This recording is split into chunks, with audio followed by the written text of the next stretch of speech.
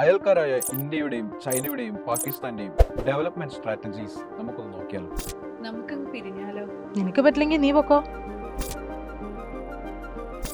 ഞാൻ കുറച്ച് ലേറ്റായി. ഇങ്ങനെയൊക്കെ ആണെങ്കിലും ഞങ്ങൾ 3 പേരും തമ്മിൽ ഒരു സിമിലാരിറ്റി ഉണ്ട്.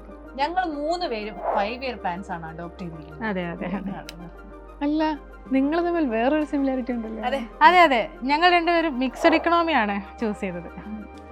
പക്ഷേ നമ്മൾ 3 തമ്മിൽ വേറൊരു സിമിലാരിറ്റി ഉണ്ട്. നമ്മൾ 3 പേരും ഇക്കണോമിക് റിഫോം കൊണ്ടുവന്നത്. അതെ അതെ അതെ ഡെമോഗ്രാഫിക് ഇൻഡിക്കേറ്റേഴ്സ്. ഈ കൂട്ടത്തിലെ ഫെർട്ടിലിറ്റി റേറ്റ് ഏറ്റവും കൂടുതൽ ആർക്കാ?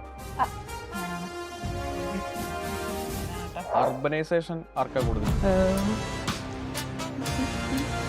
ഞാനും. പോപ്പുലേഷൻ ഗ്രോത്ത് റേറ്റോ? പോപ്പുലേഷൻ ഡെൻസിറ്റി ആർക്കാ കൂടുതൽ? അറിഞ്ഞാൽ തന്നെയാണ്.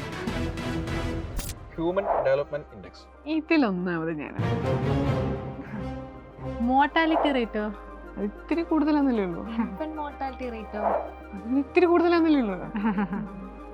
ഇതൊക്കെ ഇങ്ങനെയാണെങ്കിലും ശുദ്ധജലം വേണമെങ്കിൽ നിങ്ങളെ പാകിസ്ഥാനിലേക്ക് തന്നെ വേണം. അതെ, ഫാസ്റ്റസ്റ്റ് ഗ്രോയിങ് ഇക്കോണമി അത് ചൈന തന്നെയാണ്. സെക്കൻഡ് ഞാനാ. അവസാനം നോക്കുമ്പോ ഞാനാണ് ഒന്നാമത്. കണ്ണാടി വേണോ?